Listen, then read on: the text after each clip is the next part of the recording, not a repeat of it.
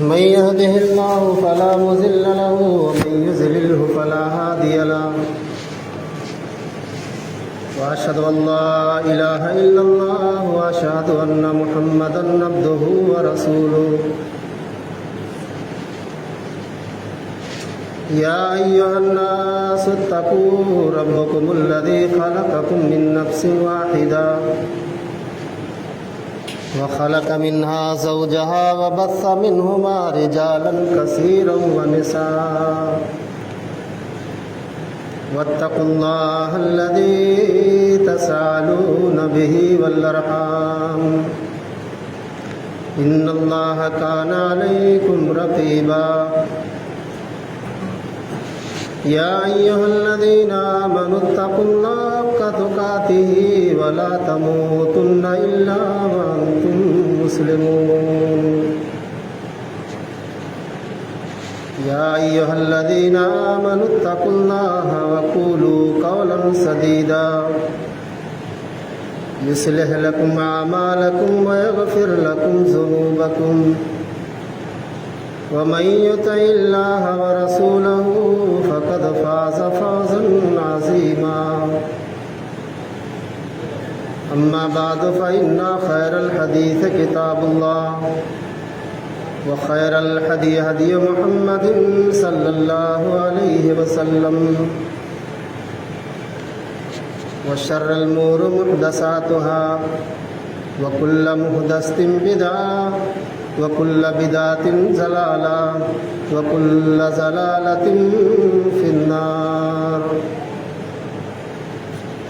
أعوذ بالله من الشيطان الرجيم بسم الله الرحمن الرحيم شهد الله أنه لا إله إلا الله والملائكة وأولو الأمر منكم وقال الله تبارك وتعالى في موضع آخر هل يستوي الذين يعلمون والذين لا يعلمون اللهم قال رب اشرح لي صدري ويسر لي أمري واحلل عقدة من لساني يفقهوا قولي سبحانك لا علم لنا إلا ما علمتنا إنك أنت العليم الحكيم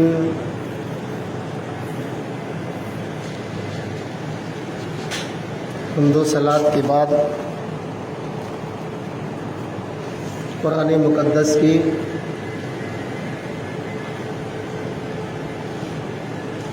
دو آیتیں دو جگہوں سے آپ حضرات کے سامنے پڑھی گئی۔ اہل علم حضرات بخوبی جان گئے ہوں گے کہ میرا موضوع سخن کیا ہے اور کس موضوع کے تحت آپ حضرات کے سامنے بات کی جائے گی۔ اس سے پہلے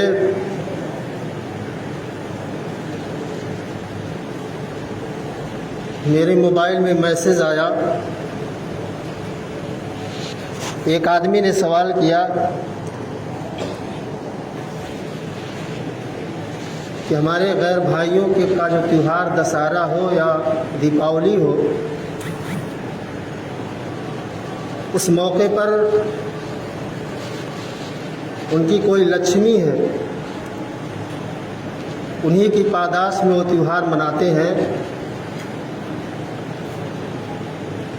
کیا ایسے موقع پر ان کا خوشی کا دن ہوتا ہے؟ کیا ایسے موقع پر ان کے یہاں سے جو مٹھائیاں تقسیم ہوتی ہیں یا ان کے تیوہاروں پر کیا ہم مبارکباد پیش کر سکتے ہیں کہ نہیں کر سکتے ہیں؟ یا ان کے یہاں سے جو مٹھائیاں بطور تحفے ہمارے پاس آتے ہیں، کیا ان کے ہم تیوہار کی مٹھائی کو کھایا جا سکتا ہے کہ نہیں کھایا جا سکتا؟ آئیے حدیث نبی جناب محمد رسول اللہ صلی اللہ علیہ وسلم سے اس کے بارے میں سمجھتے ہیں کہ ہمارے نبی صلی اللہ علیہ وسلم کیا حکم دیتے ہیں اس کے بارے میں۔ اگر ہم آپ سے کہہ دیں کہ نہیں کھا سکتے ہیں تو وہاں پر یہ بھی سوال پیدا ہو سکتا ہے کہ ہم انہی کی بستی میں رہتے ہیں، انہی کے گاؤں میں رہتے ہیں، وہ ہمارے پڑوسی ہیں، ہمارے دوست ہیں، وہ لوگ ہمارے تہوار پر مبارکباد پیش کرتے ہیں، کیا ہم ان کے تہواروں پر مبارکبادی پیش کر سکتے ہیں کہ نہیں کر سکتے ہیں؟ آئیے سمجھتے ہیں نبی پاک جناب محمد رسول اللہ صلی اللہ علیہ وسلم کی حدیث پاک سے۔ کچھ کفار و مشرکین ہمارے نبی جناب محمد رسول اللہ صلی اللہ علیہ وسلم کے پاس آئے، چونکہ ہمارے نبی صلی اللہ علیہ وسلم جس بستی میں رہا کرتے تھے وہاں غیروں کی آبادی ہوا کرتی تھی، غیر مسلم بھی آباد تھے، ان کے ساتھ اٹھنا بیٹھنا، چلنا پھرنا، دنیا کے معاملات، بول بچن، ہمارے نبی صلی اللہ علیہ وسلم بھی ان کے ساتھ رہا کرتے تھے اور اچھا سلوک کیا کرتے تھے، ان کے ساتھ حسن سلوک کیا کرتے تھے غیروں کے ساتھ۔ کچھ کافر آئے ہمارے نبی جناب محمد رسول اللہ صلی اللہ علیہ وسلم کے پاس، کہنے لگے یا رسول اللہ صلی اللہ علیہ وسلم، ایک دن تم ہمارے معبودوں کی عبادت کرو اور ایک دن ہم آپ کے معبودوں کی عبادت کریں گے۔ کتنا عجیب و غریب سوال ان لوگوں نے کیا ہمارے نبی صلی اللہ علیہ وسلم سے۔ دین کے معاملے میں، اسلام کے معاملے میں کوئی سمجھوتا نہیں ہے، چاہے مدرسے کے تعلق سے ہو یا اور کسی توحید کا معاملہ ہو، ہم دین کے معاملے میں سمجھوتا نہیں کر سکتے ہیں۔ ہمارے نبی جناب محمد رسول اللہ صلی اللہ علیہ وسلم نے کبھی بھی دین کے معاملے میں سمجھوتا نہیں کیا۔ کفار و مشرکین آئے، اے اللہ کے نبی، ایک دن تم ہمارے معبودوں کی، ہمارے لات و عزا کے سامنے سجدہ کرو، ایک دن ہم آپ کے اللہ کے سامنے سجدہ کرتے ہیں۔ کتنا پیچیدہ اور کتنا اہم سوال کفار و مشرکین نے ہمارے نبی صلی اللہ علیہ وسلم سے کیا۔ آپ نے کیا جواب دیا؟ قُلْ يَا أَيُّهَا الْكَافِرُونَ لَا أَعْبُدُ مَا تَعْبُدُونَ وَلَا أَنْتُمْ عَابِدُونَ مَا أَعْبُدُ لَكُمْ دِينُكُمْ وَلِيَ دِينِ۔ اللہ تبارک و تعالیٰ نے اپنے نبی کو فرمایا، قل، اے نبی، کفار و مشرکین سے کہہ دیجئے، اے نبی ان کافروں سے کہہ دو، قل یا ایھا الکافرون، ان مشرکوں سے کہہ دو، ان کافروں سے کہہ دو، لا اعبد ما تعبدون، جس کی تم عبادت کرتے ہو ہم اس کی ہرگز عبادت نہیں کر سکتے، ولا انا عابد ولا انتم لا عابدون ما اعبد، اور جس کی ہم عبادت کرتے ہیں اس کی تم کبھی بھی عبادت نہیں کر سکتے ہو، لکم دینکم ولی دین، تمہارے لیے تمہارا دین مبارک ہو، ہمارے لیے ہمارا دین مبارک ہو۔ اب سوال یہاں پر یہ پیدا ہو سکتا ہے، اس آیت کریمہ میں یہ بات بالکل واضح ہو چکی ہے کہ جو ان کو شرک و بدعت والا تہوار ہوتا ہے، عیدیں ہوتی ہیں، کیا ایسے موقع پر ان کے ہاں سے تحفے طوائف ہم قبول کر سکتے ہیں کہ نہیں کر سکتے ہیں، کھا سکتے ہیں کہ نہیں کھا سکتے ہیں؟ شریعت اسلامیہ میں اس آیت سے یہی پتہ چلتا ہے، بالکل حرام کردہ چیزوں کے قریب نہ جایا جائے، جس کے اندر شرک کی آمیزش ہو، جس کے اندر غلاظت ہو، ایسی چیزوں کو قبول نہ کیا جائے۔ ہمارے بھائی لوگ مبارکباد فیس بکوں پر دیتے ہیں، لکھ کر کے مبارکباد پیش کرتے ہیں، سراسر غلط ہے، آپ نہیں دے سکتے، یہ شرک ہے۔ خطبہ مسنونہ کے بعد قرآن مقدس کی ایک آیت کریمہ آپ حضرات کے سامنے پڑھی گئی۔ اللہ تبارک و تعالی خود گواہی پیش کر رہا ہے اس آیت کریمہ کے اندر۔ کسی مقدمے کے اندر ہم جب کسی آدمی کو گواہی کے لیے پیش کرتے ہیں تو اس کو اعتبار اس کے اوپر ہوتا ہے، بھروسہ ہوتا ہے، اور اچھا آدمی سمجھ کر کے اس کو گواہی کے لیے پیش کرتے ہیں۔ اللہ تبارک و تعالیٰ نے گواہی کے لیے کس کو پیش کیا ہے؟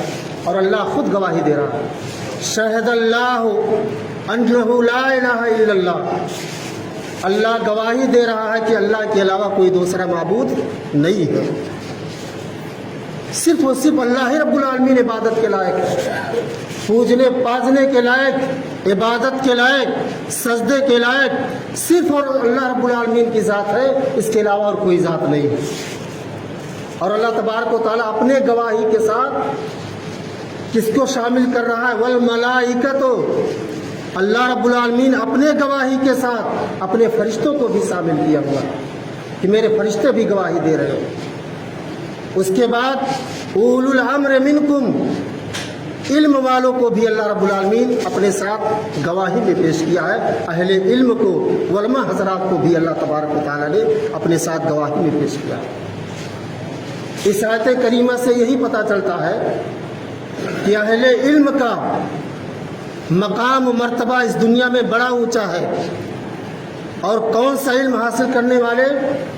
یہود و نصارہ کی نہیں، غیروں کی اتباع کرنے والوں کی نہیں، بلکہ قرآن اور حدیث کی علم حاصل کرنے والوں کا مقام و مرتبہ اللہ تبارک و تعالیٰ نے اتنا اونچا بنایا ہے، اتنا اونچا بنایا ہے کہ اللہ تعالیٰ نے اپنے گواہی کے ساتھ ساتھ علماء کی بھی گواہی کو شامل کیا ہے، کیونکہ ان کے اوپر اللہ رب العالمین کو اعتماد اور بھروسہ ہے،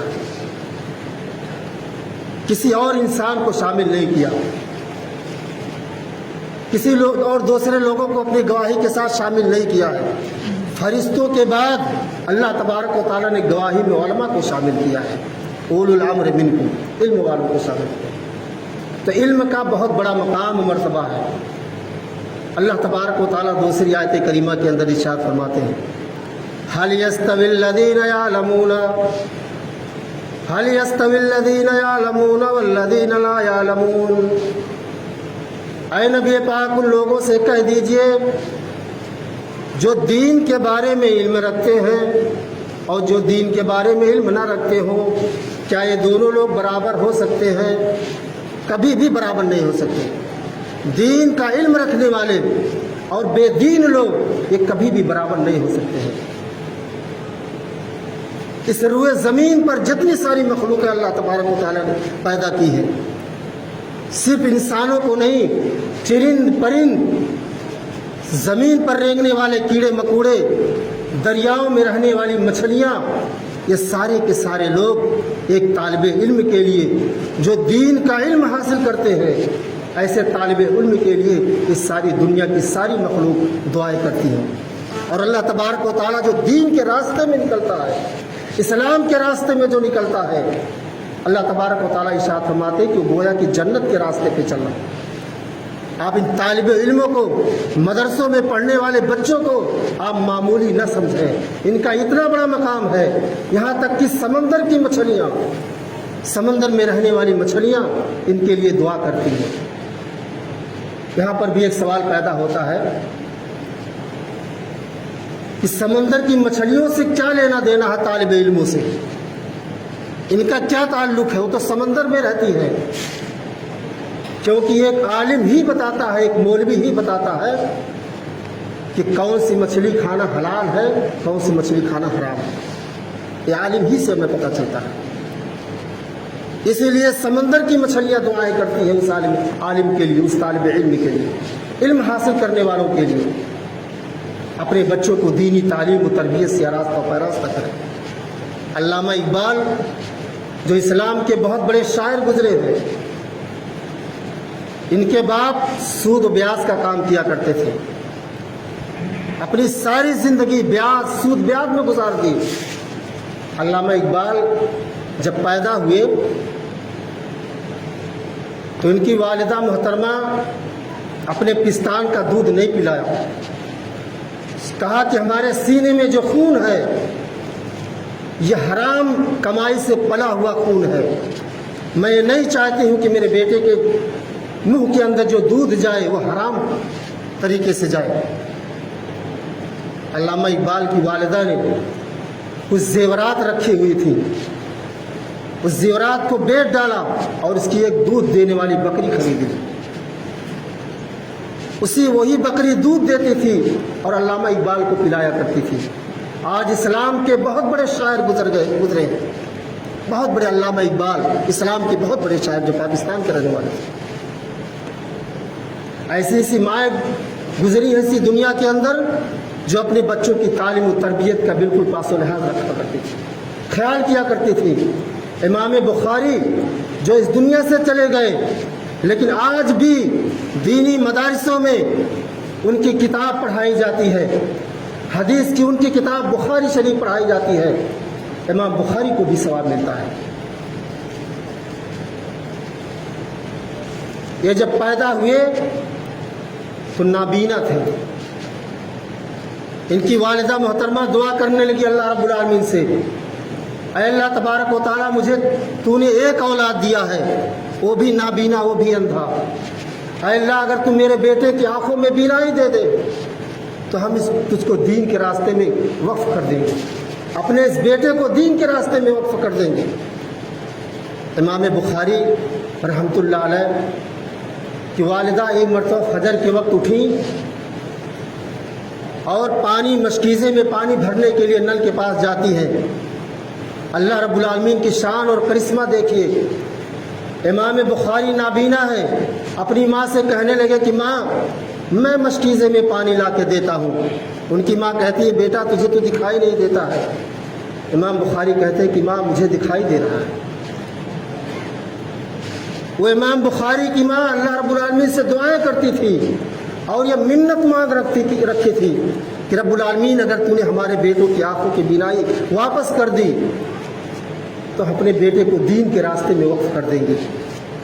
کہ جذبہ ہونا چاہیے، شوق ہونا چاہیے امام بخاری کی والدہ کی طرح، دین کا شوق ہونا چاہیے۔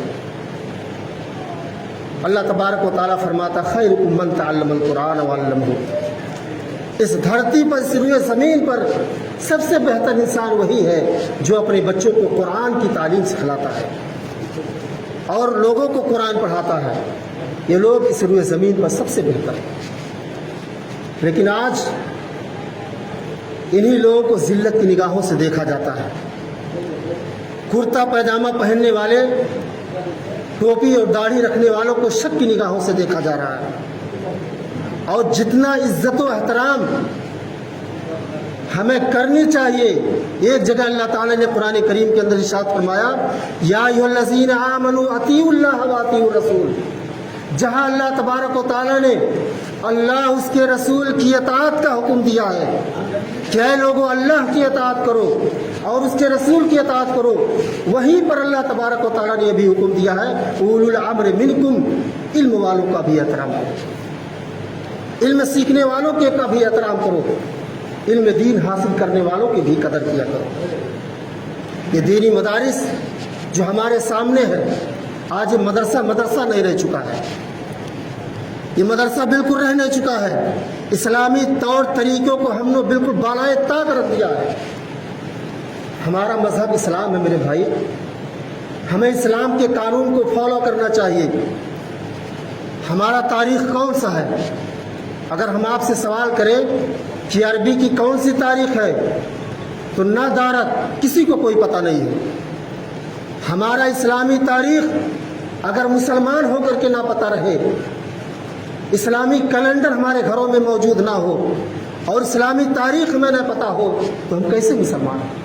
اسلامی پرمپرا آج ہمارے دلوں سے نکلتا چلا جا رہا ہے، دین ہمارے دلوں سے نکلتا چلا جا رہا ہے۔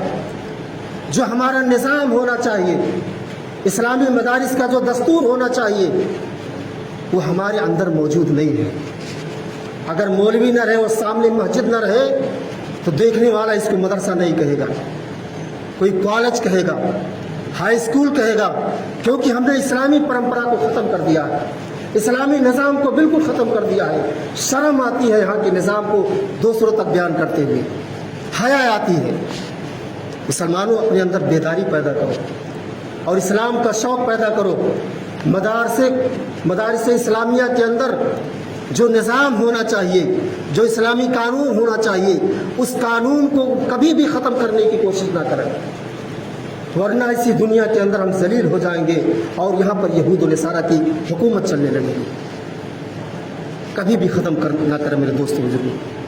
ہمارا اسلامی کیلنڈر محرم سے شروع ہوتا ہے اور ذی-القعدہ ذی-الحجہ پہ جا کے ختم ہوتا ہے. ہمیں کوئی پتہ نہیں. ہمیں اسلامی کیلنڈر اور اسلامی تاریخ اسلامی نظام کے مطابق چلنا چاہیے.